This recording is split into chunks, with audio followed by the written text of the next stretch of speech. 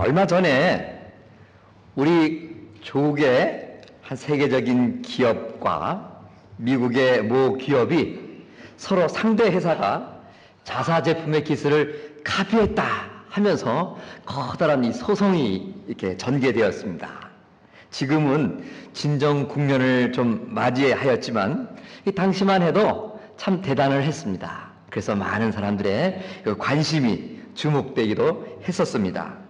자기 회사의 기술을 상대 회사에서 독자 개발한 것이라고 주장하는 것에 대해서 정당치 못하다 하면서 서로에 대해서 실수를 인정하라 이렇게 또 이렇게 서로 고소하고 또 이렇게 서로 맞불을 붙는 그런 과정이 진행되었었죠. 여러분, 그런데 기업과 기업 간에 이 상대방 기술을 가로채기만이 문제인 것만은 아닌 것 같습니다. 우리들의 신앙생활 속에 수없이 가로채기가 성행하고 있다는 점입니다. 바로 하나님의 특허를 내 것인 양 주장하는 행위가 바로 그것입니다. 하나님께서 하신 일을 마치 내 능력으로 내 힘으로 했다고 착각하거나 확신하면서 주장하는 것을 말하는 것입니다. 이스라엘 사사 드보라는 가나안과의 이 전투에 임한 각 지파의 모습과 하나님의 도우심으로 말미암아 큰 승리를 거둔 장면들을 오늘 계속해서 찬양하고 있습니다. 오늘 본문에서도 가나안 장군의 시스라의 그 최후를 노래하고 있고, 또 시스라의 어머니의 그 기대감, 그리고 하나님의 섭리로 이스라엘이 다시 평화를 맛보게 된 것을 이스라엘의 사사 드보라는 이 찬양을 하고 있습니다. 우리는 이 같은 사사 드보라의 노래를 통해서 우리 인생에게 주시는 다음과 같은 하나님의 음성을 들을 수가 있습니다. 첫 번째, 어떠한 순간에도 우리는 하나님 편에 서서 선택하고 행동해야 한다 하는 주님의 음성을 들을 수 있습니다. 오늘 본문 24절 말씀을 보면 갠 사람 헤겔의 아내 야벨은 다른 여인보다 복을 받을 것이니 장막에 거한 여인보다 더 복을 많이 받을 것이다 라고 드보라는 찬양을 하고 있습니다. 이 야엘이라 하는 한 여인에 대한 이 칭찬의 말과 그녀의 공정을 찬양하고 있는 것이죠. 그렇다면 무엇 때문에 이 야엘이라 하는 이 여인을 이처럼 사사 드보라가 높이 찬양을 하고 있을까요? 이 야엘은 이스라엘 사람이 아닌 이방인 가운데 한 여인이었습니다. 이방의 헤벨이라 하는 사람의 아내다라고 오늘 성경은 소개하고 있습니다. 가나안의 장수인 시스라가 이스라엘 전쟁과에서 패배하면서 이 동맹국의 한 지역인 그 헤벨이라 하는 사람의 장막을 찾아옵니다.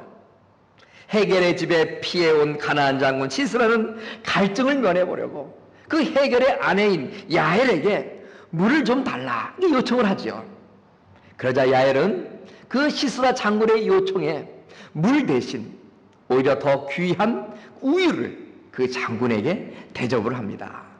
그리고 적당한 그릇이 아니라 오늘 성경에도 보면 아주 귀한 그릇에 그 우유를 담아서 물을 달라 요청하는 그 시스라 장군에게 이 귀한 음료를 제공했던 것입니다. 그 당시 젖으로 만든 물건들은 상대방의 긴장을 풀게 해주고 또 잠을 자는 데에 매우 도움이 되었던 것입니다. 이러한 야엘의 태도는 죽음의 공포 앞에 선 시스라 장군의 마음을 안정시켰고, 시스라는 그 여인이 준 그 우유를 마시고 편안하게 잠을 자게 되었습니다. 그런데 여러분, 그 이후의 성경 말씀을 보면 이 우유를 대접했던 이 야엘이라는 이방 여인은 자신의 장막을 지탱하고 있던 말뚝을 뽑아들었어요. 그 말뚝을 뽑아들어서 잠자고 있는 시스라 장군의 몸에 대고 망치로 그 말뚝을 두드려서 마침내 그 장군을 이렇게 죽여버리고 마는 모습이 오늘 성경에 나오고 있습니다. 요한계록 3장 14절, 15절을 보면 우리 주님은 라오디에 교회 성도들의 애매모호한 그들의 신앙의 태도를 보시고 이렇게 말씀을 하셨어요. 내가 너희들의 행위를 안다. 너희가 차지도 아니하고 더 없지도 아니하는구나. 너희가 차든지 덥든지 하기를 원한다. 너희들이 이같이 미지근하여 덥지도 아니하고 또 차지도 아니하니 내 입에서 너희들을 토하여 내치리라. 그렇게 말씀을 하고 있습니다. 우리의 인생은 끊임없는 선택과 결단의 연속입니다. 시스라를 제거한 이방 여인 야엘을 통하여 우리는 하나님 앞에서는 사람이 중립적인 자세를 취하면서 살아가는 것이 매우 어렵다는 것을 다시 한번 깨닫게 됩니다. 하나님의 백성이 되던가 아니면 사탄의 편이 되던가 하는 것입니다. 우리에게 하나님께도 속하고 세상에도 속하는 그런 중립적이고 혼합적인 삶이라는 것은 있을 수가 없는 것입니다. 그러므로 우리는 하나님 앞에서의 애매모호한 태도를 버리고 하나님 편에 속할 때에 하나님도 기뻐하시고 또 하나님 나라의 유익이 될 수 있는 것입니다. 땅에 사는 동물 나라가 있었어요. 그리고 하늘나는 새 나라가 있었습니다. 싸움이 동물 나라와 새 나라 간에 극렬하게 일어났습니다. 그런데 이런 동물 나라와 새 나라의 전쟁 사이에 한 마리의 이 박쥐가 나타나는 거예요. 전쟁을 가만히 보니까 이 동물 나라들의 전세가 점점점 유리해지는 거예요. 그랬더니 이 박쥐는 동물 나라 많은 동물 앞에 다가갑니다. 그리고 자신의 얼굴을 쏙 내밀고 여러분들 보시기에 저는 분명히 쥐가 아니겠습니까? 저는 쥐입니다. 그러니 동물 나라인 여러분들의 편에 저는 서겠습니다. 또 전쟁이 계속됐어요. 근데 이제는 전세가 바뀌어서 하늘날은 새 나라가 점점 전쟁에서 승리를 하고 있는 거예요. 또 이거를 가만히 지켜보던 박쥐가 슬그머니 동물나라 편에서 새나라 편으로 자리를 옮깁니다. 그러더니 이때까지 젖고만 있고 숨기고만 있었던 날개를 쫙 펴더니 이 새나라 많은 그 백성들 앞에도 여러분, 저는 분명히 새입니다. 저는 새예요. 그러니 저는 여러분의 편입니다. 라고 새나라에 또 탁 섰다는 거 아니겠습니까? 전쟁이 그쳤어요. 그러자 동물나라와 새나라의 모든 백성들이 그 평화 속에서 그 박쥐를 보면서 너무나도 한 목소리로 그 박쥐를 미워하고 우리들의 세계에서 떠나라 하고 환영받지 못하는, 어느 곳에도 환영받지 못하는 그러한 박쥐의 신세가 되고 말았다는 이솝 우화의 이야기가 있습니다. 여러분, 오늘 성경도 여러분 그렇습니다. 만일 여기서 야엘이라는 이 여인이 이 가나안의 장수 시스라를 도와주고 살려주기만 했어도 아마 그녀는 가나안 장군의 그 살려준 그 공적으로 그들의 왕 야빈에게 아주 영웅으로 대접받고 융숭한 그러한 환송을 받았을지도 모르는 일이었습니다. 그러나 야엘은 시스라가 하나님을 섬기는 이스라엘의 적이라는 사실을 알았습니다. 그리고 어느 한편을 택하는 용기를 내게 됩니다. 이방 여인 야엘은 바로 가나안 장군 시스라를 살려주고 한순간 환대를 받는 것을 결코 택하지 않았던 것입니다. 살아계신 하나님을 섬기는 이스라엘을 그 이방 여인 야엘은 선택했던 것입니다. 그렇게 함으로 영원한 화평과 희락을 소유하며 살아가기로 이 여인은 결정을 했던 것이죠. 세상에 기쁘고 유익된 것 다 누리면서 하나님의 뜻도 온전히 따르는 삶, 이런 삶이 과연 우리 살아가는 이 세상 속에 존재할까요, 여러분? 때로는 쥐도 되고 때로는 새도 되는 동물이 이 땅에 존재하지 않는 것처럼 그런 삶은 결코 우리들 가운데 존재하지 않는 것입니다. 그러므로 우리들은 이 세상의 유혹에 마음을 접어야 합니다. 그렇게 함으로 어떤 경우에도 우리는 오직 하나님 편에 서서 하나님의 뜻에 합당한 삶을 살아가게 되는 것입니다. 오늘 말씀을 통하여 하나님께서 또 한 가지 우리에게 주시는 메시지가 있습니다. 그것은 바로 어떠한 경우에도 하나님의 의로우심을 신뢰하고 인내하며 살아가야 된다 하는 주님의 메시지입니다. 성경을 보면요, 하나님의 백성은 공경을 당하나 궁극적으로는 승리를 거두게 됩니다. 또한 악인은 일시적으로 번성하는 듯 하지만 궁극적으로는 멸망의 길을 걷는 것을 우리가 봅니다. 이스라엘은 비록 하나님께 범죄함으로 이 20년이라는 긴 세월 가나안 야빈 왕의 압제를 받으며 살았습니다. 그러나 이스라엘 백성들은 회개하고 다시 하나님께 돌아선 결과 마침내 이렇게 가나안 야빈을 멸망케 하나님은 하셨던 것입니다. 여러분, 우리들 역시 마찬가지입니다. 우리가 이 세상 살면서 때때로 시험에 빠지게도 됩니다. 환난 가운데 처하게도 됩니다. 그러나 끝까지 우리가 하나님을 거역하지 않는 한 최후에는 그 모든 시련을 우리 하나님 이기게 해 주시는 것입니다. 바울은 우리들에게 이렇게 말을 했습니다. 모든 환난 중에서 우리를 위로하사 우리로 하여금 하나님께 받는 위로로서 모든 환난 중에 있는 자들을 능히 위로하게 하시는 이시로다 말씀하셨습니다. 하나님은 우리가 어떠한 환난 속에 있다 할지라도 어떠한 역경 속에 빠져 있다 할지라도 우리를 위로하여 주신다는 것입니다. 그렇게 하심으로 우리들을 그런 환난과 역경 속에서 다시 일어나게 하시는 것이죠.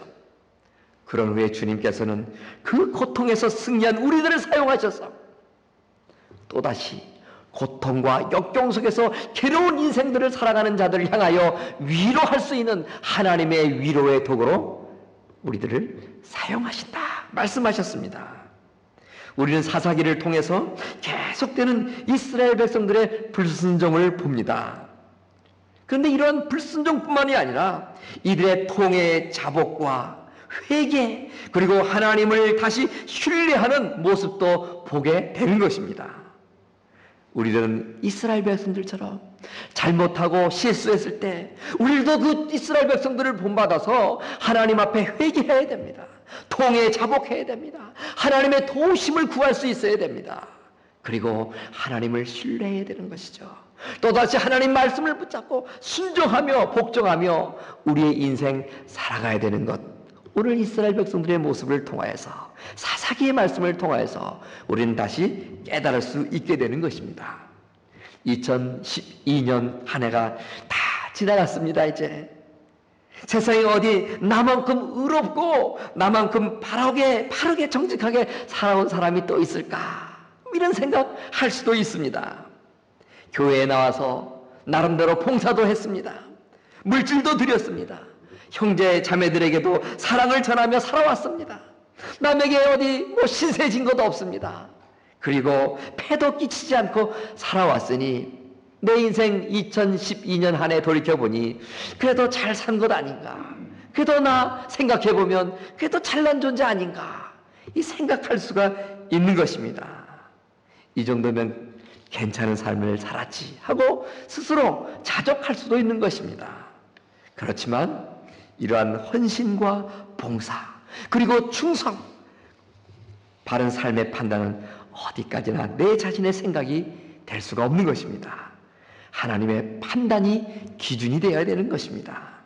그러기에 완전하신 하나님 앞에 우리 모두는 허물이 많고 부족한 죄인일 뿐인 것입니다. 이스라엘 백성들이 환난에서 구원받을 수 있었던 것은 바로 회개하고 하나님을 의지하기 때문이었습니다. 이와 같이 우리들도 우리 모두의 교만함과 불순종을 하나님 앞에 회개할 수 있어야 되는 것입니다. 그리고 내 마음에 들지 않은 인생의 고통과 역경이 왔을 때 우리는 참고 인내하며 살아가야 됩니다. 세상이 내 마음도 돌아가지 않는다고 힘들고 어려운 삶을 산다고 해서 하나님과 형제자매 주어진 환경들을 불평한다 원망해서는 안 될 것입니다.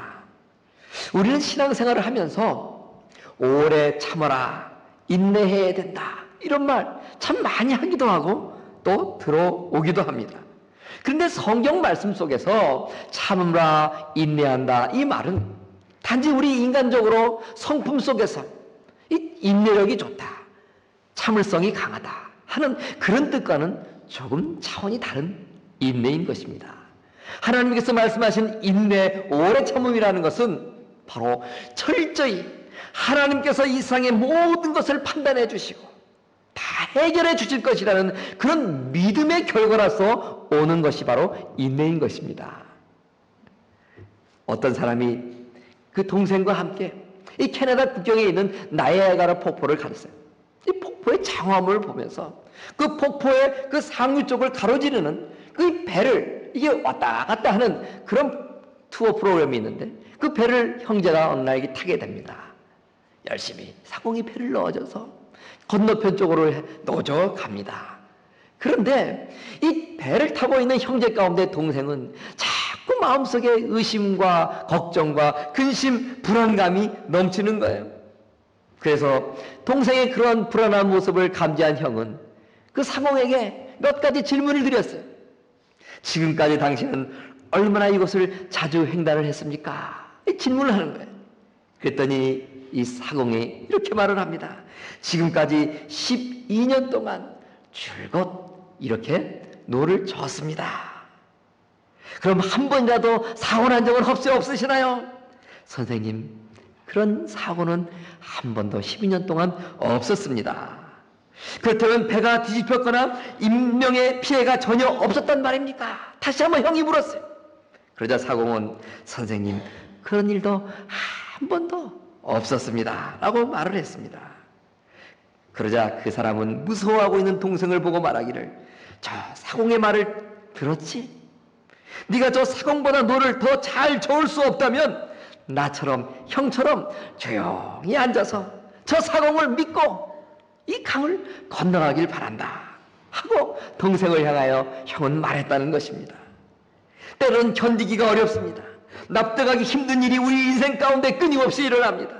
바르게 살았고 나름 믿음대로 살았다고 생각하는데 이유를 모를 고난이 옵니다. 괴로운 인생길이 사라지지 않습니다. 살다 보면 눈에 뻔히 보이는 누군가의 부정과 부패의 모습에 의문이 일어나기도 합니다. 어떻게 그런 일을 일어날 수 있을까? 어떻게 저런 생각을 할 수 있을까? 어떻게 저렇게 말을 할 수 있으며 어떻게 저렇게 행동을 할 수 있을까? 이런 생각을 하면서 분개하기도 합니다.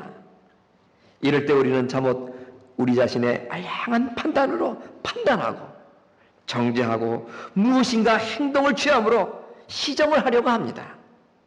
때로는 내가 검사가 되기도 합니다. 때로는 내가 재판장이 되려는 교만함이 발동하기도 합니다. 우리 인생의 의로우신 재판장은 하나님 한 분뿐인 것입니다. 의로우신 재판장이신 하나님의 판단을 우리는 기다릴 수 있어야 됩니다. 때로 내 마음과 같이 신속히 판결이 나지 않을 수도 있습니다. 그럼에도 우리는 오직 그분을 믿고 그분의 모든 판단을 신뢰하면서 기다릴 수 있어야 합니다. 인내해야 한다는 것입니다. 심판은 하나님의 몫입니다. 보응도 하나님이 하실 일입니다. 나는 오직 그분의 모든 판결을 믿고 신뢰하면서 인내하고 조용히 기다리며 내가 해야 할 도리를 오늘 이 순간에 최선을 다할 것입니다. 오늘 말씀을 통해서 우리가 듣는 하나님의 메시지 또 한 가지가 있습니다.